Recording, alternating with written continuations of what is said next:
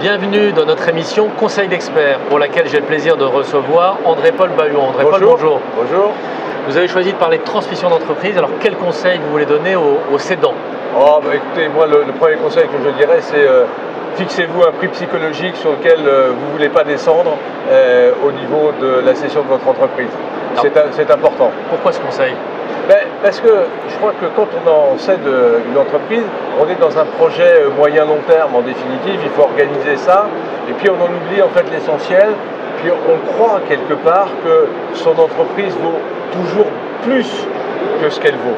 Et on a le sentiment qu'on voudrait avoir quelque chose, une valeur importante, c'est l'histoire de sa vie parfois, ou c'est l'histoire d'une période que l'on a donnée dans sa vie.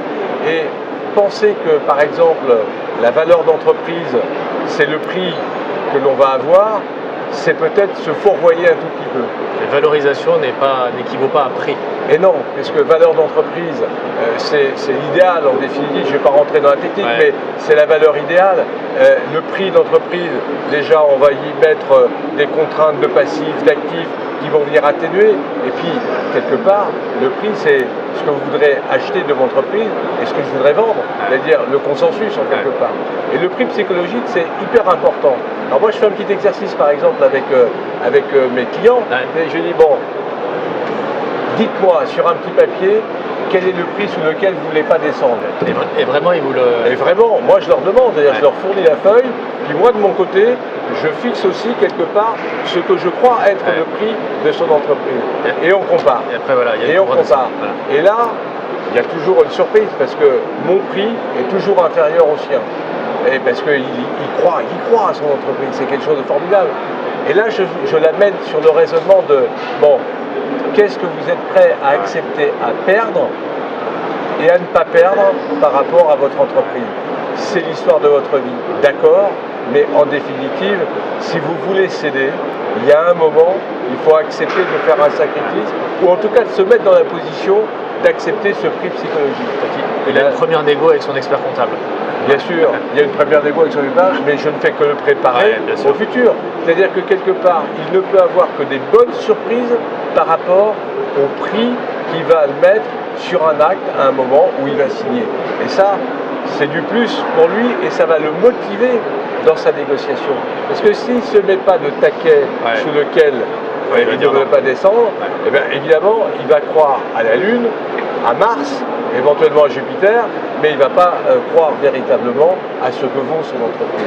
Le prix psychologique, c'est comme quand on va acheter quelque chose, on dit non, 100 € c'est trop cher, 99 c'est beaucoup plus abordable. Pourquoi? Parce qu'on n'a pas à placer les 100, mais on est prêt à payer 99. Eh bien le cédant, lui s'il se dit, moi en fait mon prix psycho c'est 99 et que le cessionnaire lui propose 100, il va accepter, bien entendu. Par contre si le cessionnaire lui propose 85, il va dire, bon moi il faut que je réfléchisse parce que je ne suis pas sûr de vouloir abandonner de 99 à 85. Et à ce moment-là, on remet en jeu éventuellement la cession d'entreprise. Vous faites le même travail avec l'acheteur? Ça peut tout à fait se faire. Ça peut tout à fait se faire, en sachant que du côté de l'acheteur, il y a moins d'affect peut-être. Voilà, il y a moins d'affect. Et donc on est plutôt sur savoir jusqu'à où on est prêt à accepter de payer quelque chose. C'est plus raisonnable. C'est plus compliqué comme démarche. Souvent l'exercice vaut plus pour le cédant parce qu'on est sur... attendez, mais je veux céder. Et ouais, c'est l'œuvre de sa vie. Et on est beaucoup dans les transmissions aujourd'hui.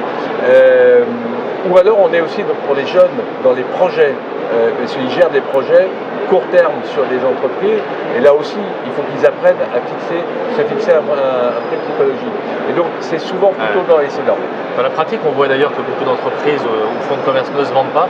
C'est pour cette raison, vous pensez? Souvent, il y a justement, le cédant pense que ça vaut plus cher.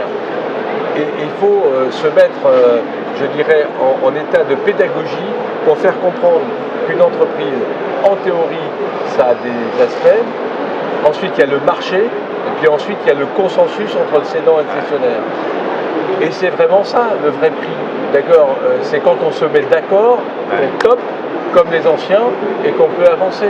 Et on pourra faire toutes les théories. À la fin des fins, c'est la confiance que le cédant aura en son cessionnaire, et c'est la confiance entre le cessionnaire et le cédant. Après, on peut raconter toutes les belles histoires, il n'y a que ça qui compte, et le top là, ça reste quand même quelque chose de formidable. André-Paul Baillon, merci beaucoup pour ces conseils. Merci à vous.